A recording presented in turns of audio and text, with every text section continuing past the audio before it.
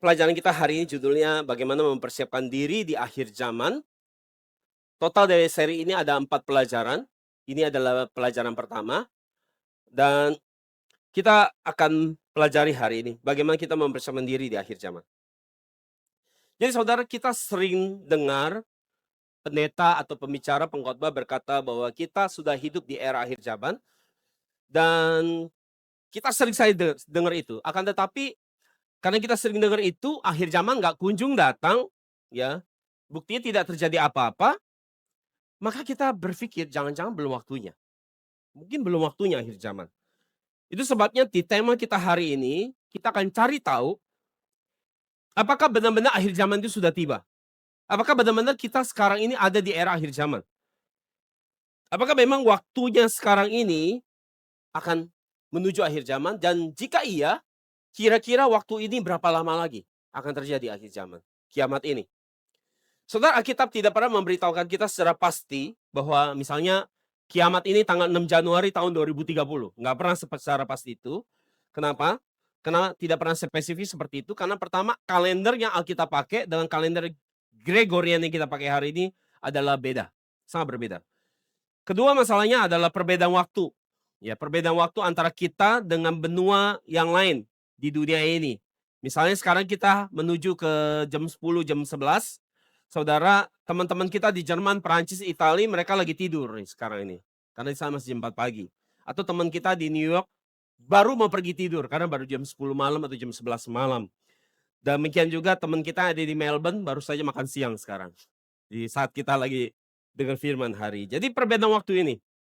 Ya, jadi saudara, meski Alkitab tidak pernah kasih tahu secara spesifik tanggalnya, tetapi Alkitab tidak meninggalkan kita begitu saja tanpa tanda-tanda atau patokan-patokan waktu yang jelas bagi kita untuk kita siap-siap. Makanya judulnya bagaimana siapin diri. Untuk kita siap-siap. Dan tanda-tanda ini seperti orang kalau ujian, ya. Saya nggak tahu saudara sekolah ujian pernah ada nggak waktu SMA atau kuliah? Kuliah mungkin nggak ya, SMA ya.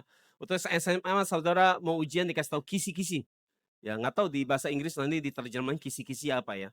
Kisi-kisi ini seperti apa ya? Ancar-ancar atau kira-kira soal yang akan diuji, ini yang keluar. Nah, Alkitab memberikan kita tanda-tanda atau kisi-kisi atau bocoran, tanda-tanda yang akan kasih tahu kita kalau ini terjadi, maka akhir zaman itu sudah tiba. Dan salah satu tanda yang akan ada hubungannya dengan akhir zaman, tentang kapan akhir zaman itu terjadi, tanda yang paling jelas yang kita berikan adalah tentang perumpamaan pohon ara. Perumpamaan pohon ara. Dan perumpamaan ini disampaikan oleh Yesus sendiri di Matius 24 ayat 32 sampai 33. Kita baca terjemah ayatnya. Sekarang pelajarilah dan perumpamaan dari pohon ara. Ketika rantingnya menjadi lembut dan daun-daunnya mulai bertunas, kamu mengetahui bahwa musim panas sudah dekat. Begitu juga ketika kamu melihat semua hal ini, kamu mengetahui bahwa maksud akhir zaman itu sudah dekat. Seperti di ambang pintu, Yesus katakan, di ambang pintu. Jadi ini adalah perumpamaan Yesus berikan mengenai tanda-tanda kapan akhir zaman itu akan tiba. Dan untuk memecahkan masalah perumpamaan Yesus ini, kita harus mengerti terlebih dahulu tentang pohon aranya. Jadi simbol dari apa pohon ara? Simbol apa pohon ara ini? Menggambarkan apa pohon ara? Pohon ara itu menggambarkan di Alkitab adalah menggambarkan tentang Israel. Tentang bangsa Israel. Jadi pohon ara adalah simbol tentang Israel. Atau tentang bangsa Israel. Dan Yesus katakan jika kamu lihat pohon ara yang mati dan mulai hidup, tumbuh, bertunas, maka kamu tahu waktunya sudah dekat. Akhir zaman itu sudah dekat. Sudah di ambang pintu. Jadi sekarang kita akan lihat bagaimana kita memahami perumpamaan Yesus berikan ini berkaitan dengan kondisi Israel itu sendiri. Kondisi yang pertama, ini memberitahukan bahwa bangsa Israel akan mengalami kepunahan. Jadi Israel akan hancur, hilang, dan mati. Itu kondisi yang pertama yang akan terjadi sesuai dengan perumpamaan Yesus ini. Kondisi yang kedua adalah bahwa pada akhirnya Israel yang tadi musnah, hilang, mati, ia akan mulai bertunas lagi seperti pohon ara. Ia akan hidup kembali. Maka itu tanda kalau dia hidup kembali, maka itu tanda bahwa akhir zaman itu sudah tiba, sudah dekat. Kalau begitu saudara, karena ini bicara tentang Israel, tentang apa yang terjadi dengan Israel, paling tidak kita harus mengulik sedikit sejarah nubuatan ini, bagaimana itu terjadi dan digenapi. Karena itu kita harus belajar sedikit sejarah. Jadi, kapan Israel ini benar-benar hancur, hilang dari peradaban dunia? Kapan Israel ini hancur dan hilang dari peradaban dunia? Waktu Yesus disalibkan, waktu Pilatus mau membebaskan Yesus, umat Israel hari itu yang menolak Yesus dan tidak percaya Yesus Tuhan, mereka bilang, salibkan dia, salibkan dia. Dan mereka bilang, biarkan darahnya, darah Yesus, ditanggung atas kami dan anak-anak kami. Dan respon dari pernyataan ini, permintaan mereka, karena menyalibkan Yesus. Ya, ini ada di Matius 27 ayat 25.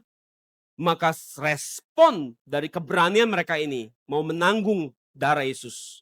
41 tahun kemudian, yaitu di tahun 70 Masehi, sejak kematian Yesus, Israel dihancurkan total oleh kerajaan Romawi di bawah pimpinan Jenderal Titus. Dan yang terjadi hari itu adalah Yerusalem dan bait sucinya luluh lantak, tanpa ada satupun batu yang tersusun di atasnya lagi. Jadi saudara, bangsa yang menguasai dunia di zaman itu adalah bangsa Romawi, kerajaan Romawi. Kalau saya lihat di peta di depan saudara, wilayah ini yang dikasih warna merah itu adalah wilayah kekuasaan bangsa Romawi di zaman itu. Dan saudara bisa lihat bahwa hampir seluruh belahan dunia dikuasai oleh Romawi. Dan selama Israel dijajah oleh Romawi, mereka terus melakukan pemberontakan melawan Roma. Dan akhirnya tahun 70 Masehi, tentara Roma datang mengepung seluruh Israel dan menghancurkan mereka. Dan bukan hanya kotanya dihancurkan, bait suci yang adalah pusat iman orang Yahudi, hari itu pun dihancurkan total. Tidak ada satupun batu yang tersusun lagi di atasnya.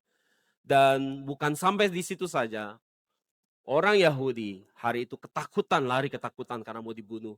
Mereka lari berserakan ke seluruh penjuru dunia.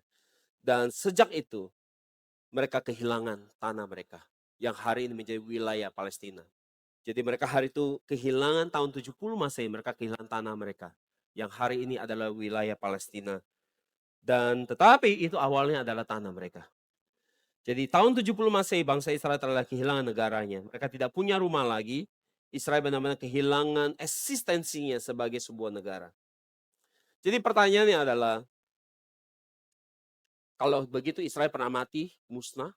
Pertanyaan berikutnya adalah, kapan Israel ini bangkit dan hidup kembali? Kapan Israel bangkit dan hidup kembali? Kapan? Kapan Israel digambarkan sebagai pohon ara ini dipulihkan kembali dalam sejarah peradaban dunia? Karena di perumpamaan Yesus ada dikatakan bahwa kalau sampai pohon ara itu mulai melembut, mulai keluar tunas dan tumbuh daunnya, maka itu tanda musim panas telah tiba. Maka itu tanda akhir zaman telah tiba. Sebelum kita jawab kapan Israel ini pulih kembali, bangkit kembali dari kematiannya, kita harus mengerti dulu tentang, tadi disebutkan tentang musim panas. Apa arti musim panas di Alkitab? Musim panas di Alkitab adalah bicara tentang musim penuaian atau musim panen bagi orang Yahudi, bagi orang Israel. Ini ada di Amsal 10 ayat 5, Yeremia 8 ayat 20.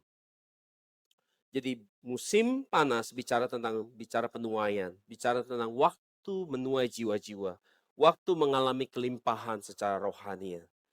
Tetapi saudara, musim panas di Alkitab punya makna yang kedua. Selain artinya musim penuaian, tetapi musim panas di Alkitab juga menggambarkan mengenai hari penghakiman. Hari penghakiman. Ini sesuai yang Yoel 3 ayat 13, Wahyu 14 ayat 15 sampai 20, Matius 13 ayat 30, 39 sampai 43. Jadi kalau sekarang dikatakan musim panas telah tiba, itu artinya musim panen telah tiba. Karena musim panen telah tiba, apa yang dilakukan petani? Petani akan mulai menyabit ya padi atau gandum ya mulai memotong padi dan gandum, menuainya, mengumpulkannya, memasukkannya ke dalam gudang. Dan itu adalah masa penuaian. Tetapi musim panas sekali lagi juga bicara tentang penghakiman. Maka saudara, setelah petani mulai menyabit gandum, menyabit padinya, kemudian mulai memisahkan gandum-gandum, bulir-bulir gandum dipisahkan, maka yang tersisa akan ada sekam, ada berkas-berkas ranting, ada ilalang yang terkumpulkan. Apa yang diapakan? Diapakan ini? Dibakar. Dibakar. Maka dibakar ini juga bicara tentang apa? Penghakiman. Penghakiman Tuhan. Maka setiap kali kita bicara tentang musim panas, kita harus mengerti ada dua hal yang terjadi. Itu bicara musim penuaian, tetapi juga bicara musim penghakiman Tuhan. Semoga kita termasuk sebagai gandum-gandum rohani yang dikumpulkan oleh Tuhan untuk dimasukkan ke dalam lumbung, yaitu kerajaan surga. Amin. Dan kita tidak termasuk sebagai ilalang atau ranting atau sekam yang hanya dikumpulkan buat dibakar di hari penghakiman. Jadi sekali saya ulang bahwa musim panas di Alkitab bicara mengenai dua hal, yaitu penuaian maupun penghakiman.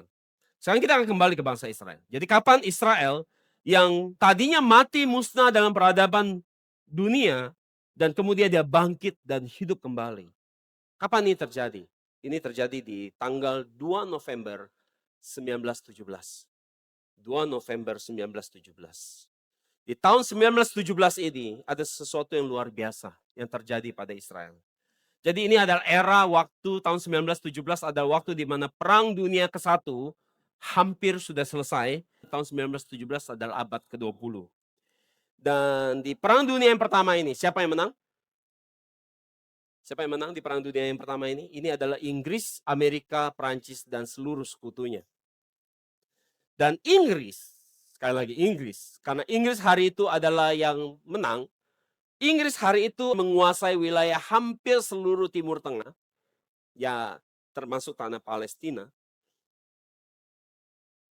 Jadi saudara, Inggris di hari itu, karena Inggris menguasai Timur Tengah, wilayah Palestina, di hari itu siapa sangka, tanggal 2 November itu, siapa sangka bahwa Perdana Menteri Inggris yang bernama Balfour, Tuhan menggerakkan Perdana Menteri Inggris ini yang bernama Balfour ini untuk menghidupkan kembali Israel yang sudah mati 2000 tahun.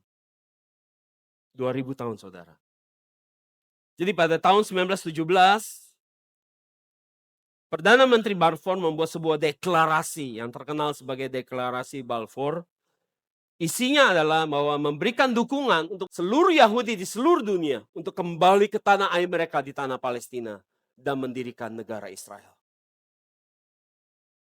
Siapa sangka bagi Israel hari itu? Itu ada tanggal di mana kebangkitan mereka kembali dari kematian. Jadi 1917 ya, dimusnahkan tahun 70 Masehi, artinya hampir 2000 tahun sudah berlalu. Sejak Israel dihancurkan total dan hilang negaranya, dan sekarang Israel ini bisa dibangkitkan oleh siapa? Oleh Tuhan sendiri. Jadi saudara, akhirnya mereka diminta untuk pulang kembali ke tanah Palestina untuk membangun negaranya. Dan gerakan kepulangan ini disebut gerakan Sionisme, yaitu gerakan untuk kembali ke Sion, yaitu Yerusalem, Israel. Dan orang Yahudi yang didukung untuk kembali ke tanah air mereka yang tadinya dikuasai Palestina, mereka didukung untuk kembali mempertahankan kembali tanah air mereka yang semula yang mereka punya. Jadi saudara harus tahu bahwa dalam sejarah, tanah Palestina pemiliknya adalah milik Israel. Kenapa? Karena di tahun 1406 sebelum Masehi, setelah mereka eksodus di tahun 1446 sebelum Masehi, saudara, mereka masuk ke Kanaan yang hari ini menjadi wilayah Palestina. Mereka masuk ke Kanaan itu, mereka menguasainya, memilikinya. Maka jadi hari ini mereka sebenarnya bukan menjajah, tapi mereka mengambil alih apa yang menjadi milik mereka. Jadi saudara, Yesus katakan bahwa di perumpamaan pohon ara ini sekarang digenapi. Bahwa negara yang pernah hilang musnah 2000 tahun yang lalu, sekarang bisa muncul kembali. Belum pernah ada dalam sejarah umat manusia. Belum pernah dalam sejarah sebuah negara yang mati 2000 tahun bisa hidup lagi. Soal pernah dengar? Ada negara yang mati 2000 tahun dan bisa hidup lagi? Jadi kita bisa lihat bahwa kalau bukan Tuhan, yang membangkitkan kembali Israel umat pilihannya. Tidak mungkin ada yang bisa melakukan ini. Jadi saudara, Tuhan yang perkasa, Tuhan yang dahsyat, yang mengingat umatnya. Tangan manusia tidak akan bisa mewujudkan sebuah negara yang sudah mati 2000 tahun untuk bangkit dan hidup kembali. Dan Yesus katakan ini, kalau kamu lihat tanda ini terjadi, maka apa? Akhir zaman sudah dekat. Jadi sudah di akhir zaman belum? Sudah. Jadi kalau kita lihat tahun 1917, mereka dikasih izin untuk pulang. Ya kan? Tahun 1917 orang Yahudi dikasih izin pulang. Tentunya mereka tidak langsung pulang, butuh waktu. Dan tahun 1945, Perang Dunia yang kedua berakhir.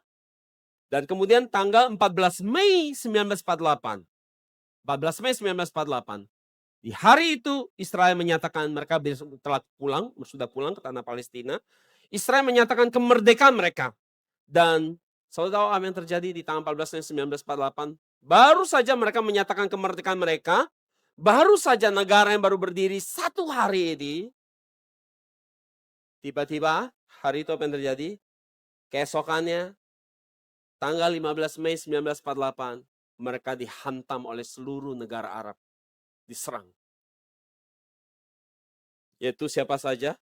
Mesir, Yordania, Suria, Libanon, Irak. Menyerang wilayah Israel. Hasilnya, hasil perang ini apa? Siapa yang menang? Israel yang menang. Dan bonusnya apa? Israel bisa menduduki tanah lebih banyak dari yang sebelumnya. Dari yang tadinya sudah ditetapkan oleh PBB. Mereka dapat tanah yang lebih luas lagi. Tetapi waktu mereka berhasil menguasai tanah Palestina, mereka belum bisa menguasai Yerusalem hari itu. Ibu kota negaranya. Yerusalem adalah kota yang sangat penting di Alkitab. Dan hari itu, tanah itu masih dikuasai oleh orang Arab. Dan kemudian saudara, di tahun 1967, sekali lagi, mereka dihantam oleh gabungan negara-negara Arab yang dikenal sebagai Perang 6 Hari, Six Day War. Perang 6 hari, itu tanggal 5 sampai 10 Juni 1967. Di hari itu, tentara Israel hanya berjumlah 264.000. Dan tentara musuh, gabungan negara Arab ini berjumlah 547.000. 2 kali lipatnya. Secara jumlah mereka kalah. Secara jumlah pesawat tempur, tank, pasukan, mereka kalah. Perang ini, Israel begitu kecil, dikelilingi oleh musuh yang begitu besar, yang mau menghantam mereka. Ini seperti perang antara Daud melawan Goliat. Dan Israel berperang dengan 12 negara di sekitarnya, dan mereka menang dalam 6 hari. Ngeri ya. Kita bisa lihat bukan mereka yang hebat, tapi siapa di belakang mereka, yaitu Tuhan. Dan hasil perang ini apa? Bahwa mereka mendapatkan wilayah yang lebih luas lagi dari sebelumnya. Dan salah satunya mereka memperoleh kota Yerusalem. Kota Yerusalem. Ini adalah kota yang sangat penting di dalam Alkitab.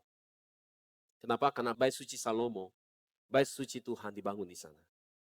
Akan tetapi meski mereka memperoleh seluruh wilayah Yerusalem, ada satu tempat yang sangat penting. Itu lokasi di mana dibangun bait suci Allah di situ. Dan sampai hari ini, wilayah itu masih dikuasai oleh Palestina. Dan hari ini wilayah itu dijadikan masjid, ya. Dan justru di bagian yang sangat penting ini, berdiri masjid. Saudara harus tahu bahwa pusat bangsa Israel adalah Yerusalem. Dan pusatnya Yerusalem itu apa? Bait sucinya. Bait sucinya. Jadi tempat di mana ada bait suci Allah itu hari ini dikuasai Palestina, dan tempat itu dibangun masjid yang bernama Dome of the Rock. Seperti yang saya lihat di depan saudara. Artinya kubah batu. Dome of the Rock. Kubah batu. Jadi Israel belum bisa menguasai tempat di mana bait suci ini ada. Yang menarik di sini, kalau saya lihat, ketika deklarasi Balfour menyatakan tentang bahwa mereka boleh pulang. Kalau saya lihat sekarang wilayah yang dikuasai Israel, waktu deklarasi Balfour tahun 1917, saudara, wilayah Israel itu warnanya hijau itu wilayah dikuasai Palestina. Dan kemudian kalau saya lihat di tahun 1946, ya, masih Palestina yang menguasai tanah itu. Tapi sejak perang, saya lihat di tahun 1967, wilayah yang putih itu jadi milik Israel dan hijau jadi milik Palestina. Dan hari ini seperti apa kondisinya? Wilayah Palestina dengan setelah perang, wilayah Palestina tinggal yang seperti butir-butir pasir itu sudah hampir sudah dikuasai oleh Israel. Tetapi orang akan berkata bahwa mereka merebut tanah orang Palestina. Kita yang tahu sejarah Alkitab, kita tahu bahwa Israel memiliki tanah ini sejak tahun 1406 sebelum Masehi. Waktu mereka masuk dari keluar dari Mesir, masuk ke tanah itu, mereka menduduki, menguasainya. Itu adalah tanah milik mereka.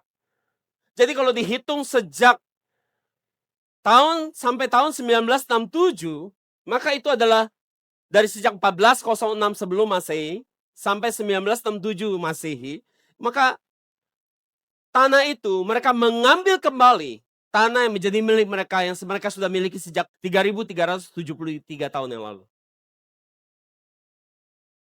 Di mana Palestinanya belum ada hari itu, di tanah itu.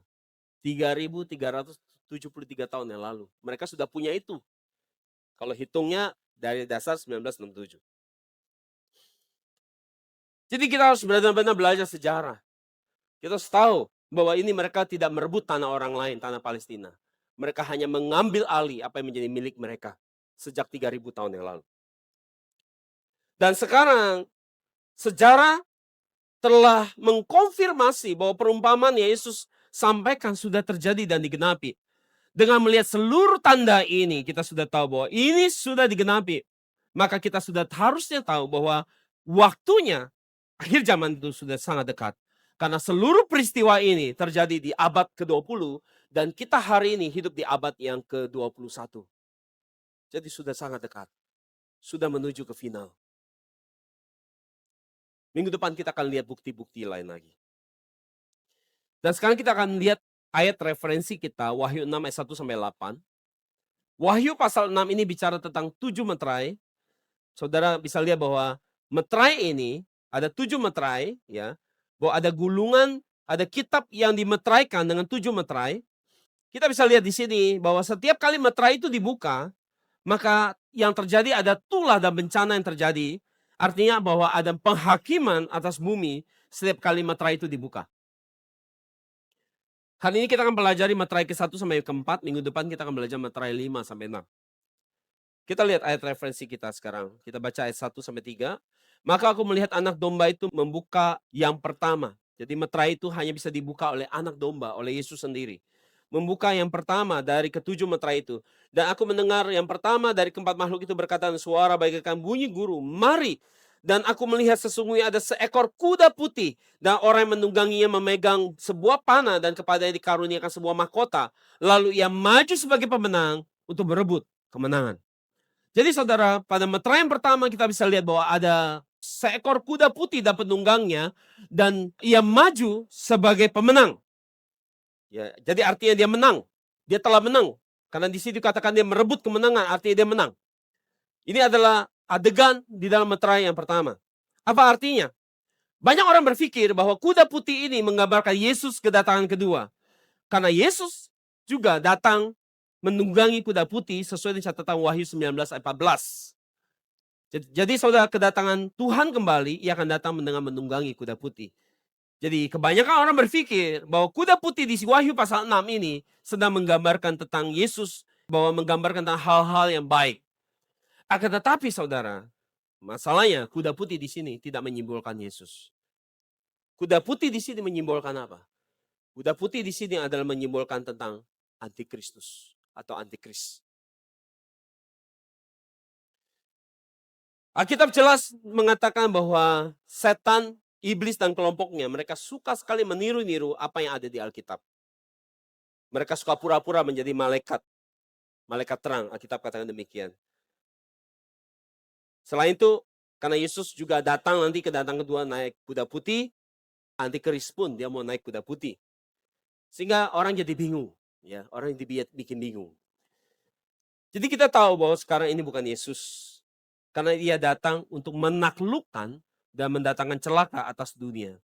Sifat setan selalu keluar untuk mendatangkan celaka.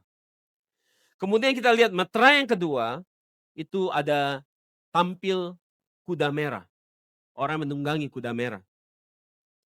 Kita baca ayat 3-4. Dan ketika anak domba membuka meterai yang kedua, aku mendengar bahuluk yang kedua berkata, mari. Dan majulah seekor kuda lain, seekor kuda merah padam. Dan orang yang menungganginya dikaruniakan kuasa untuk mengambil damai sejahtera dari atas bumi. Sehingga mereka saling membunuh dan kepadanya dikaruniakan sebilah pedang yang besar. Jadi meterai kedua setelah dibuka, tampillah seorang penunggang kuda berwarna merah. Dan kepadanya diberikan pedang.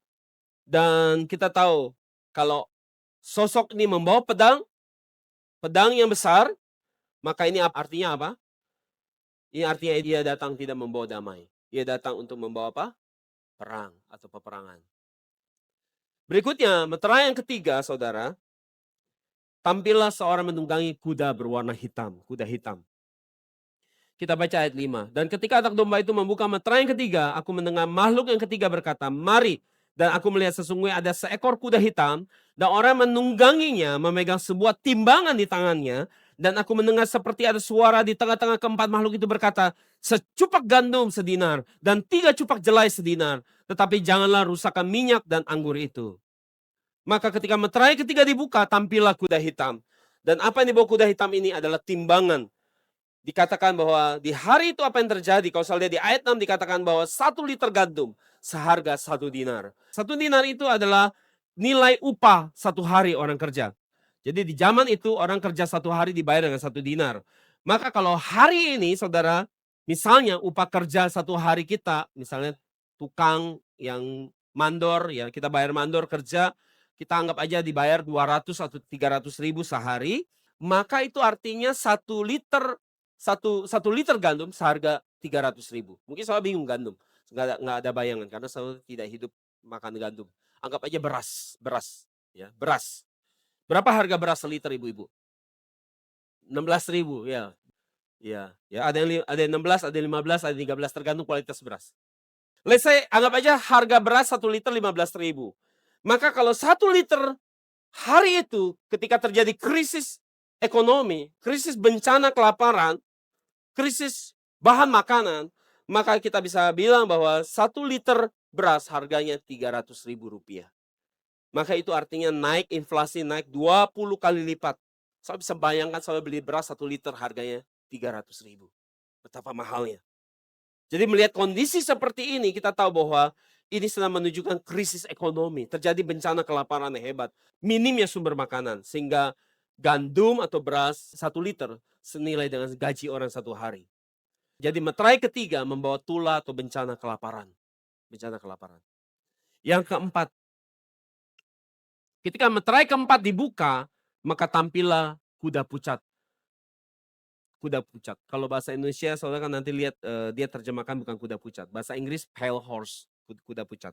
Kita lihat ayat 7. Dan ketika anak domba membuka meterai yang keempat, aku mendengar suara makhluk yang keempat berkata, mari. Dan aku melihat sesungguhnya ada seekor kuda hijau kuning. Jadi bahasa terjemahan baru, Alkitab kita mengatakan kuda hijau kuning. Dan orang menungganginya bernama Maut. Dan kerajaan maut mengikutinya. Dan kepada mereka diberikan kuasa atas 1/4 dari bumi untuk membunuh dengan pedang, dan dengan kelaparan dan sampar, dan dengan binatang-binatang buas yang di bumi. Oke.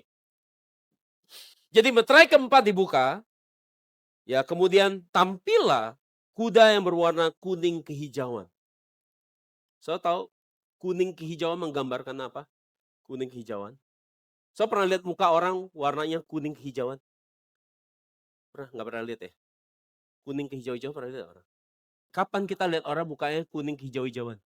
Pas kapan? Sakit. Oh ya? Waktu Pak Ana meninggal. Waktu dimandikan di kamar jenazah, saya nemenin. Warna tubuhnya apa? Hijau kekuning-kuningan. Jadi hijau kekuningan itu adalah bentuk mayat. Orang yang sudah jadi mayat. Jadi saudara, meterai keempat, kuda pucat ini menggambarkan tentang apa? Maut, kematian. Karena di situ dikatakan bahwa orang yang menungganginya disebut siapa?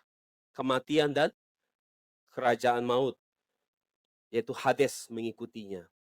Betul? Ayat yang ke-8. Maut di sini dalam bahasa Yunani adalah Thanatos. Thanatos.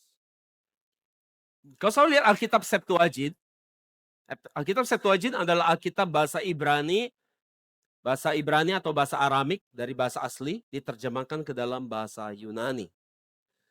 Kalau saya lihat di dalam Alkitab Septuagint, setiap kali Alkitab Septuagint sedang bicara tentang tula atau wabah atau penyakit sampar, kata yang dipakai adalah Thanatos. Thanatos ini. Maka Thanatos kita bisa artikan artinya kematian, tula, penyakit sampar, atau wabah. Jadi meterai keempat adalah bicara tentang penyakit sampar, tulah, yang membawa kematian seperti yang kita alami kemarin, yaitu lewat COVID-19. Jadi merangkum 4 meterai yang terjadi akhir zaman, saya ulang. Yang pertama, meterai pertama kuda putih, dia keluar untuk menaklukkan dunia. Yang kedua adalah kuda merah, dia datang untuk membawa perang. Perang di mana-mana ada perang. Ya, tidak ada tempat yang tidak ada perang. Yang ketiga adalah kuda hitam, dia membawa kelaparan. Yang keempat adalah kuda pucat, dia membawa wabah, tulah penyakit yang menular yang ujungnya kematian. Dan sekarang saudara perhatikan, kalau saya baca Alkitab saudara dengan teliti, saya lihat di Wahyu 6 ayat 8 tadi kita baca, saya tampilkan buat saudara supaya saudara bisa lihat. Ini bagian B, ya ayat 8 bagian B-nya, bagian akhirnya. Saya lihat ada sesuatu yang menarik di sini. Kita lihat. Dan kepada mereka diberikan kuasa atas 1/4 dari bumi untuk membunuh dengan pedang. Benar? Ya, dengan pedang. Artinya ini kuda warna apa? Kuda merah, meterai kedua. Dengan kelaparan, meterai keberapa? 3, terima kasih, masih ingat. Dengan sampar, meterai keberapa? Keempat. Dan dengan binatang-binatang buas. Dari awal saya pernah lihat kata binatang buas? Nggak ada. Betul. Jadi binatang buas ini merujuk kepada meterai keberapa? Dari awal kita nggak temu kata binatang buas. Jadi binatang buas ini merujuk kepada meterai keberapa dari 4 meterai ini? Tadi kita udah list ya. Sebenarnya saudara tinggal jawab sih. Jawabannya meterai keberapa? Yang belum kebagian? Hah? 1, terima kasih. Meterai ke-1. Meterai ke-1. Karena itu belum di list tadi. Kita udah list semua, meterai ke-1. Jadi binatang buas ini merujuk kepada meterai ke-1. Apa isi meterai ke-1? Bahwa ada penunggang kuda putih, dia keluar untuk menaklukkan dunia. Jadi sekarang kita akan lihat apa kaitan binatang buas di sini, di ayat ke-8, dengan hubungan dengan penunggang kuda putih di meterai ke-1. Jadi kita akan belajar sejarah sedikit, saudara. Pelan-pelan saya akan jelaskan supaya saudara bisa memahami pekerjaan binatang buas ini yang ada di meterai ke-1, bagaimana dia menaklukkan dunia, bagaimana berhasil menaklukkan dunia. Jadi kita harus mengerti bahwa ketika Alkitab memakai istilah binatang buas, kita harus tahu bahwa Alkitab sedang tidak menunjuk kepada binatang lahiria, harimau, ular, bukan itu, saudara. Tetapi Alkitab sedang menunjuk kepada sesuatu. Ya, ini bicara sebuah tokoh atau orang. Atau manusia sebenarnya. Jadi ketika kita lihat di kitab Wahyu, kita akan menemukan banyak sekali simbol-simbol di dalam kitab Wahyu. Jadi sekarang kita akan selidiki siapakah binatang buas ini? Siapakah binatang buas ini? Dan Alkitab jelas katakan bahwa binatang buas ini tidak datang dengan niatan yang baik, tetapi dia datang untuk membunuh umat manusia. Seperti ayat 8 tadi katakan, dia datang untuk mau membunuh umat manusia. Jadi saudara, apa arti binatang buas di sini dan siapakah dia dengan kaitan meterai ke-1 ini? Kalau saudara lihat di Wahyu 13 ayat 1, ya saudara dikatakan di situ ada 2 jenis binatang. Binatang keluar dari bumi dan binatang keluar dari laut sesuai dengan referensi Wahyu 13 ayat 1. Dan siapakah binatang yang dari bumi? Saudara masih ingat pelajaran saudara? Siapa binatang yang keluar dari bumi? Tentunya bukan harimau, ya udah pasti. Siapa masih ingat? Siapa binatang yang keluar dari bumi? Menggambarkan siapa? Nabi-nabi palsu, ya kan? Dan nabi-nabi palsu ini, apa tugasnya? Adalah untuk menyesatkan orang, untuk mempromosikan ideologi yang dibawa oleh binatang yang dari laut. Binatang yang dari laut. Ini sudah saya jelaskan di tema yang berjudul Gog dan Magog bagian yang ke-1. Silakan selalu nonton ya. Viewernya hari ini sudah mencapai 116.000 di YouTube. Di situ sudah dijelaskan. Kalau begitu, siapa binatang yang dari laut ini? Siapa binatang dari laut ini? Rupanya bisa sebuah negara, bisa presiden, bisa sistem kekuasaan atau pemerintahan yang jelas. Mereka punya sifat yang sama, itu apa? Melawan Tuhan, melawan Allah. Ini sesuai dengan referensi Wahyu 13 ayat 11 14 sampai 14, Wahyu 19 ayat 20.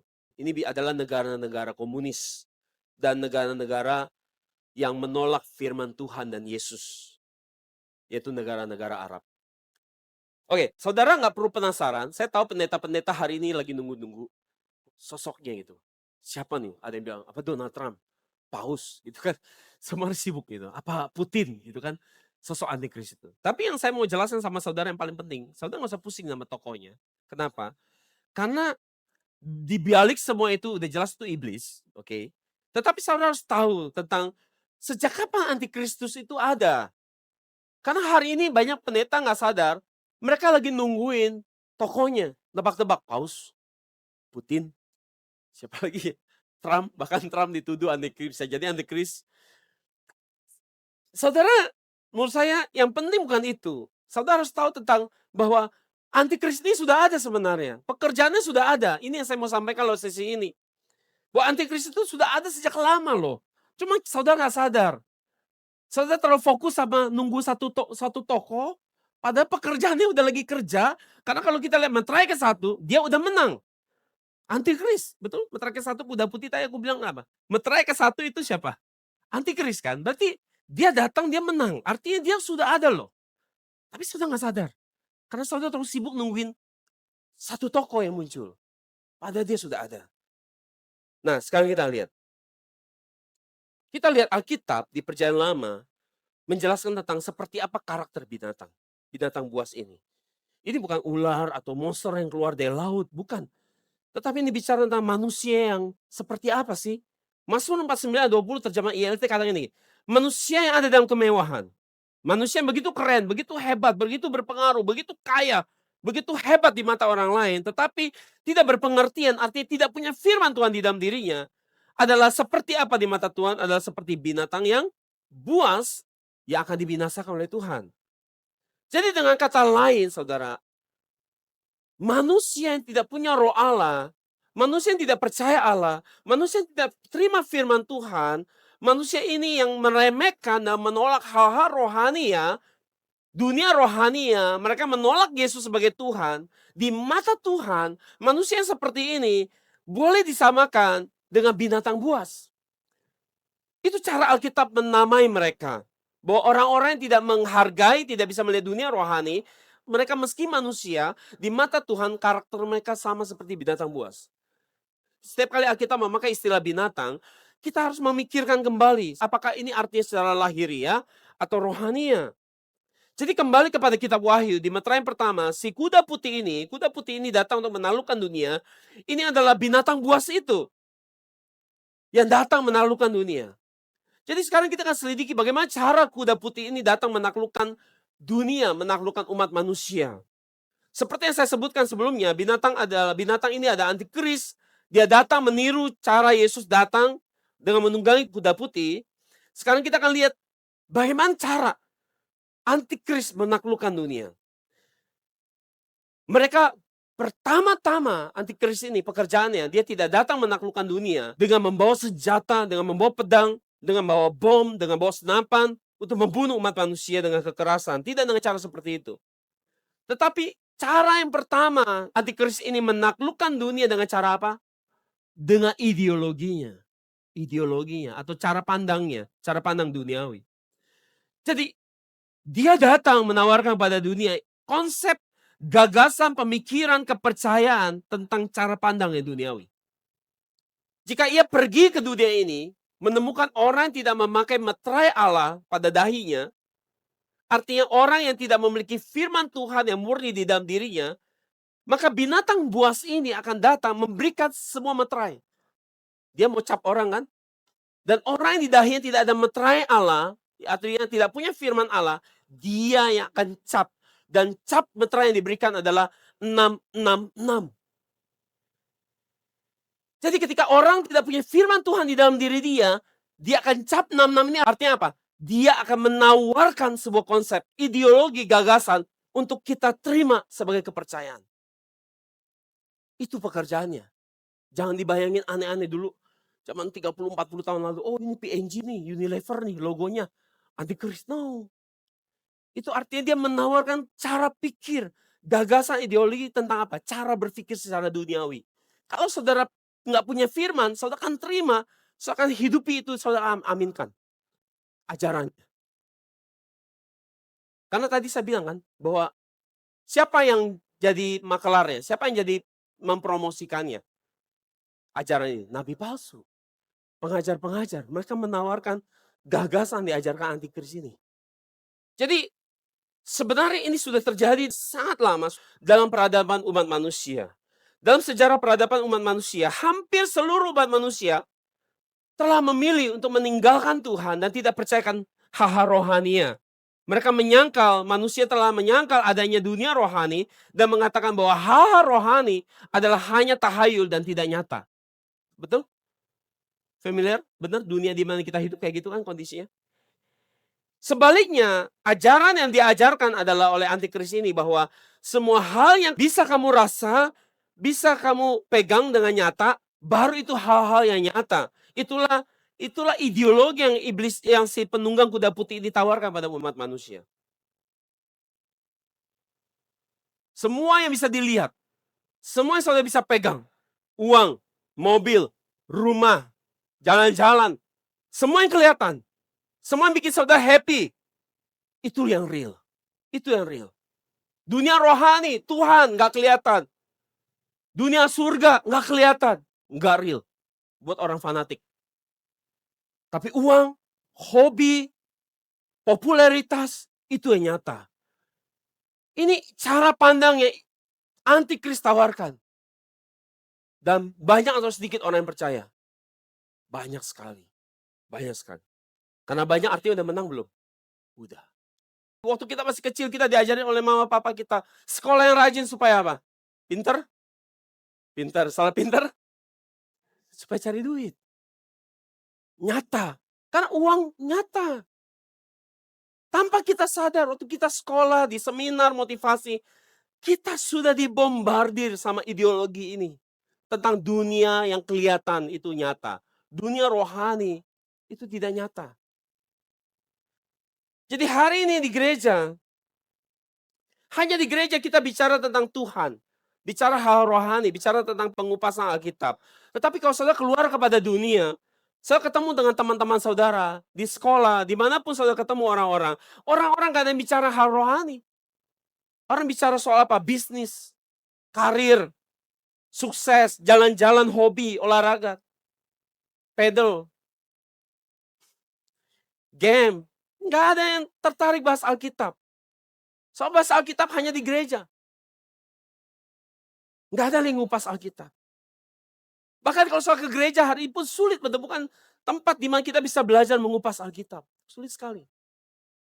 Gereja sudah berubah fungsi menjadi tempat motivasi. Tentang bagaimana sukses, karir, bagaimana keluarga yang bahagia, hal di bumi.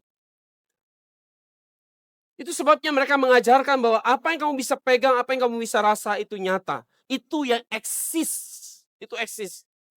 Dan hal-hal yang tidak kelihatan, dunia rohani, surga, Tuhan, itu tidak pernah eksis. Itu tidak pernah ada. Dan tidak perlu dianggap serius. Itu cara pandang yang ditawarkan oleh antikris. Ideologinya yang sedang berkuasa, menguasai dunia.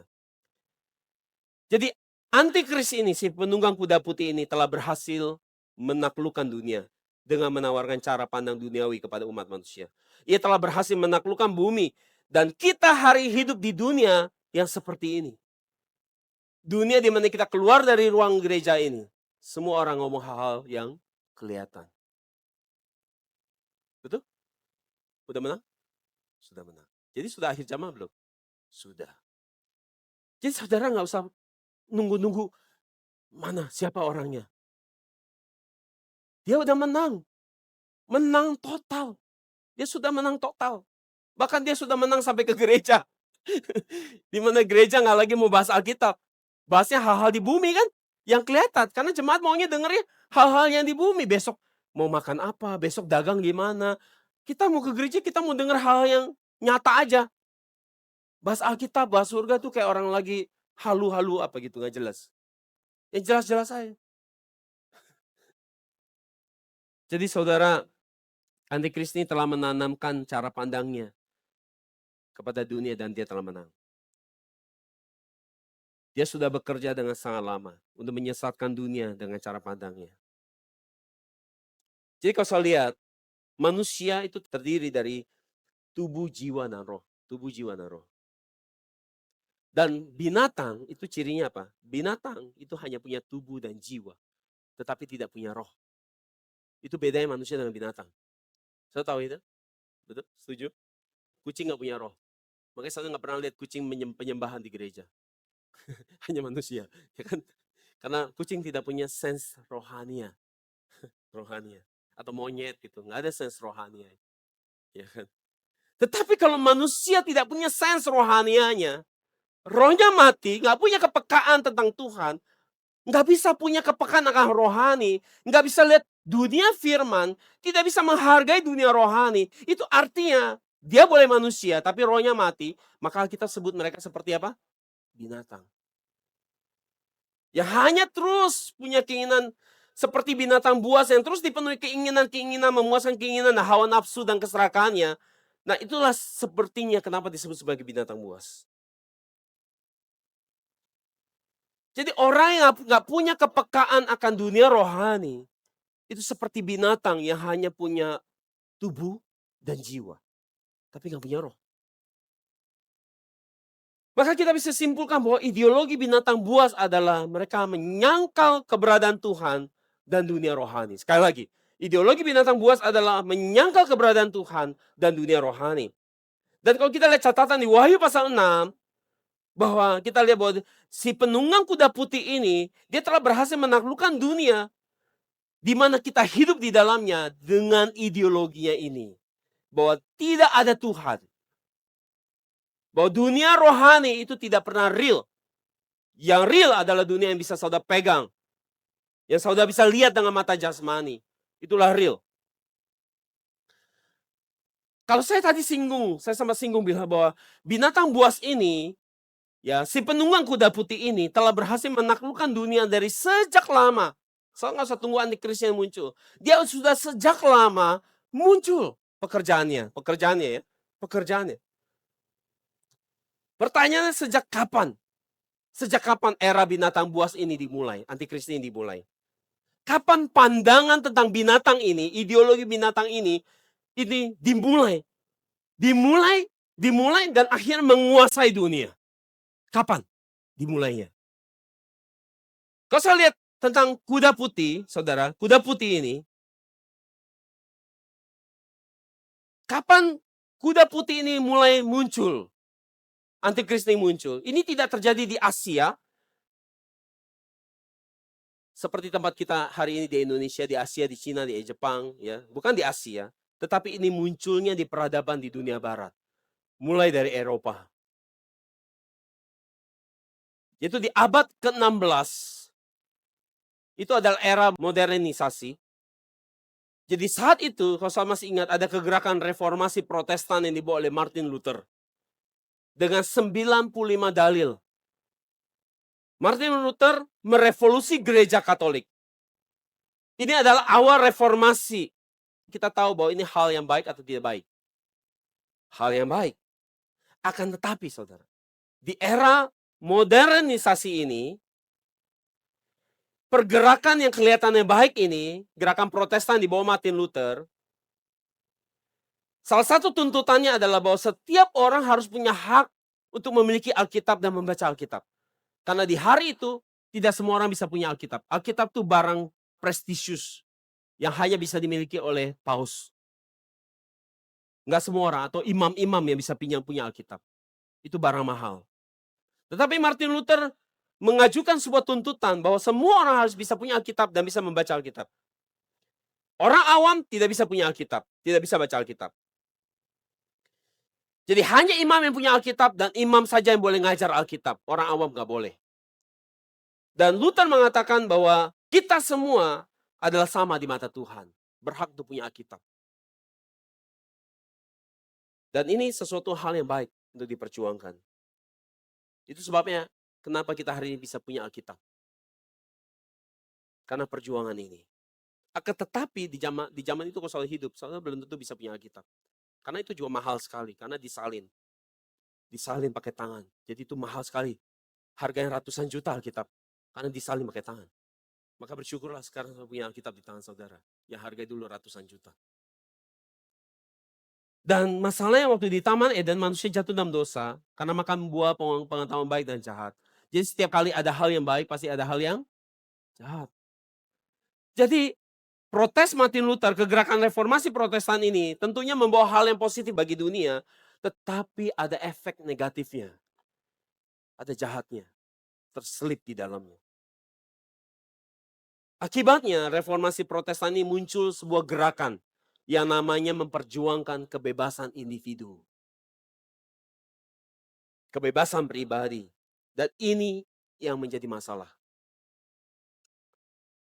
Kebebasan adalah hal yang baik, tetapi jika kebebasan dipakai untuk memuaskan ego kita, memuaskan hawa nafsu kita, memuaskan diri kita sendiri, untuk membuat kita semakin lebih bebas untuk berbuat dosa, maka ini menjadi kebebasan yang baik atau buruk?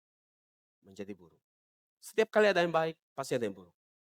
Maka sejak era modernisasi ini, kebebasan individu diperjuangkan.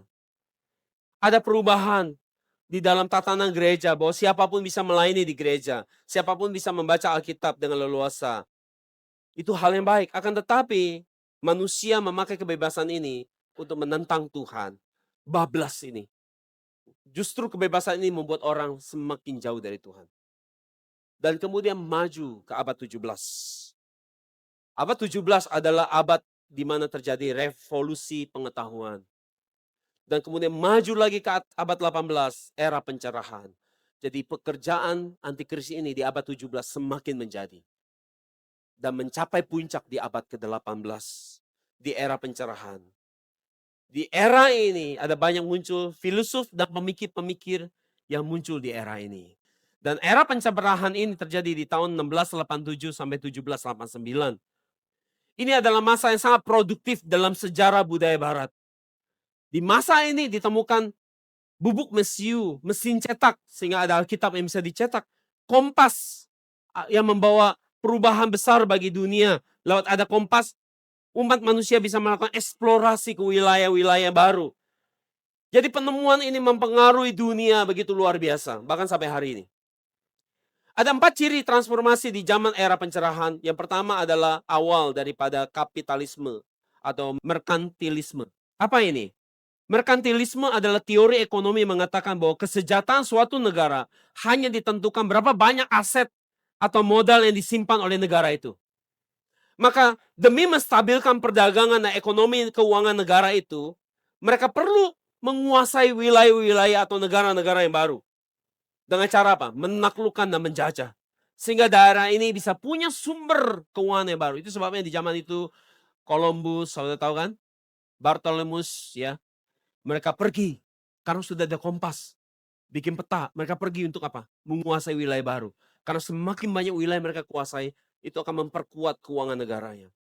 Jadi saudara, hasil dari teori ini mulai muncul banyak apa?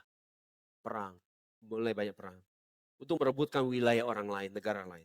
Yang kedua, ciri kedua adalah kemandirian atau individualisme. Yang ketiga adalah dasar pemikiran yang mengarah kepada hal-hal rasional. Orang mulai berpikir secara rasional di abad ini. Ya, orang nggak percaya Tuhan lagi. Orang lebih percaya hal-hal rasional yang bisa masuk otak, masuk logika. Kalau itu masuk logika saya mau percaya itu kebenaran. Kalau itu tidak sesuai dengan rasional saya tidak mau percaya itu kebenaran. Yang keempat adalah pesatnya kemajuan teknologi. Selalu diikuti pesatnya kemajuan teknologi. Dan abad lebih maju lagi, abad ke-19 adalah revolusi industri. Jadi semua era ini, saudara, pasti menghasilkan hal yang baik. Revolusi industri, bagus. Tetapi hal yang buruk terjadi di era ini, bahwa setiap kali penemuan teknologi yang baru, hidup jadi mudah, hidup jadi lebih baik. Dan penemuan ini, kalau kita lihat dari sudut rohani, itu tidak membawakan dampak yang positif. Misal di era pencerahan, itu di mana orang berkata, di era pencerahan, orang berkata bahwa tidak ada Tuhan. Mereka katakan, yang kami butuhkan adalah hal-hal yang bisa masuk rasional kami, masuk logika kami. Kami butuh bukti. Tanpa bukti kami tidak akan percaya. Bisa punya lihat bukti ada hal yang baik dan menyenangkan. Mereka katakan seperti ini, bayangkan kalau kita bisa kumpul semua, kita semua kumpul, orang-orang pintar kita kumpul. Kita menyatukan pemikiran kita memakai seluruh sumber daya kita yang kita punya di dunia ini. Kita bisa membangun dunia bersama-sama dan kita bisa mencapai yang namanya satu, kemajuan tanpa batas. Kemajuan tanpa batas. Itu terjadi di era ini. Dan kedengaran sangat familiar, betul? Kemajuan tanpa batas. Itu mengingatkan kita tentang apa? Jika kita bersatu sama-sama, kita bisa membangun sesuatu yang besar. Menara Babel. Menara Babel. Jadi di era ini, dunia rohani tidak diakui. Mereka tidak percaya dengan Tuhan. Pikiran manusia, kebenaran diri sendiri, itulah Tuhannya. Secara penemuan dan teknologi mereka memang mengalami kemajuan yang sangat pesat.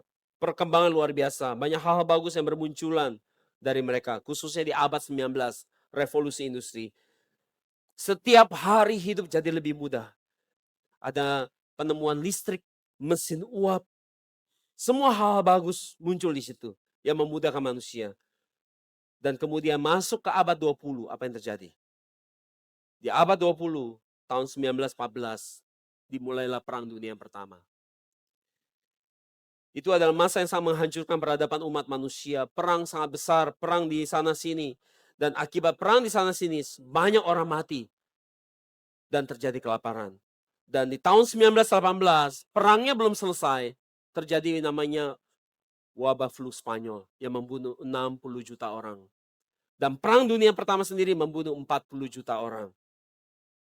Jadi bertubi-tubi, perangnya belum selesai, wabah penyakitnya datang. Bunuh banyak orang, lebih baik mati lagi. Jadi saudara pikirkan ini, Perang Dunia ketiga akan pecah di zaman kita. Saudara harus tahu bahwa di saat perang seperti ini, saudara dengar baik-baik. Di saat perang seperti ini, apa yang paling berharga? Harta, deposito, saham, apa? Apa? Nyawa. Untuk bisa tetap hidup, nyawa. Dan nyawa begitu penting. Dan ketika nyawa ini mati akibat perang, yang paling penting adalah hari itu saya harus pastikan, dia harus pergi ke surga, betul? Dia harus pergi ke surga. Jadi sekarang, dunia di mana kita hidup, bukan dunia aman seperti dikatakan banyak orang. Tetapi yang paling penting lewat sesi ini saya harus ngerti, jika nyawa itu hilang, saya harus pastikan nyawa itu harus pergi kemana? Harus ke surga. Mau Perang Dunia 3 itu akan datang, segera datang atau lama datang, yang penting sekarang saudara disiapkan di gereja adalah nyawa ini harus pergi ke surga. Jadi saudara, tahun 1929, setelah perang terjadi namanya resesi dunia. Kemiskinan di mana-mana. Kemudian 10 tahun kemudian apa yang terjadi? Tahun 1939, Perang Dunia Kedua pecah.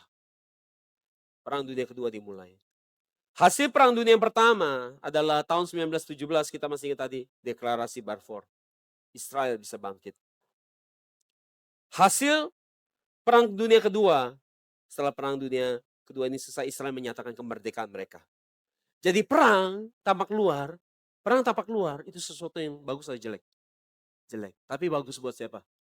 Buat Israel. Ada efek sampingnya. Selalu yang jelek ada yang bagus. Enggak semuanya jelek. Lewat perang-perang ini, justru Tuhan memulihkan pohon aranya untuk hidup lagi. Dan kita katakan bahwa kita akan mengalami Perang Dunia Ketiga dan Perang Harmagedon tentunya. Dan ini adalah hari penghakiman terakhir. Sesuai Wahyu 16 ayat 16. Jadi kalau saudara melihat seluruh peradaban umat manusia, maka jelas bahwa sejak abad 16, antikris ini telah muncul, binatang buas ini telah muncul. Dan mulai abad 17, 18, dia berhasil menguasai dunia dengan pemikirannya. Jadi kalau kita bandingkan pertengahan antara tahun 500 sampai 1500 Masehi, sebelum banyak penemuan ini, situasi hidup itu mungkin sangat buruk karena belum banyak penemuan. Tetapi saudara, di sisi lain, bahwa di zaman itu orang sungguh-sungguh percaya Tuhan. Orang tuh sangat rohani di zaman itu. Meskipun tidak ada penemuan-penemuan, tidak ada orang skeptis tentang Tuhan. Tapi dengan penemuan semakin maju dunia, orang semakin skeptis. Jadi binatang ini telah menguasai dunia. Kalau saya keluar dari dunia ini, saya bicara Alkitab, bicara rohani, orang gak ada yang tertarik. Orang lebih suka bahas bisnis, bahas film, bahas pekerjaan, peluang bisnis. Sekarang saya lihat di binatang yang kedua itu kuda merah. Jadi hasil dari kuda putih bisa menaklukkan dunia dengan pemikirannya. Berikutnya, pemikiran untuk materialistis ini membawa orang akhir pergi apa? Untuk apa? Pergi perang. Untuk pergi perang. Perang di mana-mana. Perang dunia ke-1, kedua. Abad 20 orang sebut sebagai abadnya perang. Seluruh belahan dunia dipenuhi dengan perang. Perang yang tidak berkesudahan. Setelah perang dunia ke-1 selesai, perang dunia kedua. Setelah perang dunia selesai, kedua, perang namanya Korea Selatan, Korea Utara. Perang Vietnam dengan Amerika, perang Teluk, semua perang. Dan hari ini pun kita sedang hadapin perang di mana-mana. Ukraina dengan Rusia, Israel dengan Palestina, ya kan? Dan kemudian Iran juga ikutan. Sekarang lagi panasnya Amerika dengan Cina, Amerika dengan Iran, ya kan? Cina dengan Taiwan, Jepang dengan Cina, Korea Selatan dan Korea Utara, musuh lama. Dan berikutnya akibat perang apa? Kelaparan. Dan kita sudah mengalami resesi dunia di tahun 1925 dan tahun 1998. Sama masih ingat itu? Resesi dunia. Dan setelah perang, ada wabah namanya penyakit sampar. Saya tadi lihat 1918, pandemi flu Spanyol. Itu ada pandemi terbesar dalam sejarah umat manusia. Dan kita kemarin baru mengulang juga pola yang sama. Betul gak? Pola yang sama. Yaitu apa? Lewat COVID-19, menurut WHO 7 juta orang mati. Tapi secara yang tidak terdata sebenarnya totalnya berapa? 30 juta orang mati lewat COVID. Jadi kalau saya lihat dengan peka tanda-tanda zaman, saya mempelajari Alkitab dengan sungguh-sungguh, saya akan melihat ada sebuah pola sejarah yang berulang. Bahwa Alkitab berisi nubuatan tentang hal-hal yang terjadi di masa depan. Jadi alasan mengapa saya menyampaikan firman ini adalah bahwa mau mengatakan bahwa dalam sejarah dunia yang sudah sedang terjadi, kita harus mengerti bahwa kita sudah sangat dekat dengan akhir zaman. Kita sudah semakin mendekati akhir zaman. Bahkan saat kita sedang duduk sekarang ini, akhir zaman itu sedang bergerak maju menuju final. Tanpa kita sadar. Itu sebabnya saudara, kalau hari ini umat Tuhan tidak disiapkan menghadapi masa dan waktu ini yang seperti ini, kemungkinan ketika nanti itu menjadi final, banyak umat Kristen yang akan menjadi galau, menjadi gugur imannya. Karena tidak pernah disiapkan untuk hal-hal situasi hari seperti ini. Itu sebabnya gereja kita menyiapkan jemaat dan setiap saudara di YouTube untuk siap menghadapi hari itu ketika itu tiba. Karena mengingat waktu saya nggak bisa teruskan, saya pikir cukup di sini, minggu depan saya akan sambung lagi. Oke, mari kita berdoa. Bapak, kami bersyukur hari ini lewat kami mempelajari perumpamaan pohon ara yang pernah Yesus sampaikan tentang tanda akhir zaman. Kami jadi menyadari bahwa kami sudah sedang menuju final. Karena seluruh perumpamaan tentang pohon ara ini telah digenapi. Bahwa Israel yang pernah mati telah hidup kembali. Dan kami tahu bahwa kami sudah harus siap-siap. Bahwa Israel telah bangkit kembali di abad 20 dan hari ini kami ada di abad 21. Maka kami bisa mengerti lewat tanda-tanda waktu yang sedang berjalan ini bahwa kami sedang menyongsong final daripada kedatangan Yesus yang kedua. Karena itu Bapak tolong setiap kali kami hari ini boleh menjadi orang-orang yang siap menyambut kedatangan Yesus yang kedua. Bagi dunia mereka sedang menerima penghakiman. Tetapi bagi kami yang memelihara iman dengan baik, justru masa penghakiman ini adalah masa untuk kami menerima upah. setelah kami bekerja begitu banyak bagi pekerjaan Tuhan. Dan ini adalah masa untuk kami menyambut kekasih jiwa kami, yaitu Yesus dan kedatangan yang kedua. Kiranya setiap kami bisa menjadi orang-orang yang menjadi panitia menyambut kedatangan Yesus kedua, yang akan berkata seperti di kitab Wahyu berkata bahwa datanglah Tuhan, datanglah segera Tuhan. Karena penghakiman ini akan berikut dengan membawa kedatangan Yesus kedua. Karena itu kami harus melihat dengan cara seperti ini, bahwa meski dunia semakin kacau, tetapi kami harus mengerti bahwa Yesus justru juga akan semakin segera datang. Kiranya setiap kami memiliki iman yang siap menyambut Yesus Bapa.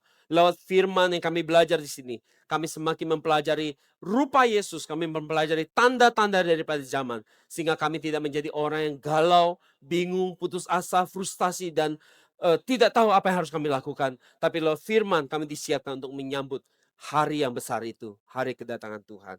Bapak, jika hari ini ada setiap kami yang bergumul dengan sakit kami, bergumul dengan kondisi ekonomi atau pekerjaan atau masalah pribadi kami, Bapak, kiranya hari ini kami percaya bahwa apapun yang sedang kami alami, tangan Tuhan, firman Tuhan terus memegang kami. Kira setiap kami yang sakit, Bapak, di dalam nama Yesus, Bapak, kuasa firman-Mu menyembuhkan setiap kami yang sakit. Bilur-bilur Yesus di atas kayu salib menyembuhkan setiap kami yang sedang sakit. Setiap kami yang bergumul dengan kehidupan pribadi kami, Bapak, tolong kiranya Engkau lancarkan, bukakan jalan, sehingga kami boleh melewati setiap ujian pencobaan yang kami alami ini bersama Engkau, sehingga kami bisa menjadi pemenang di akhir zaman ini.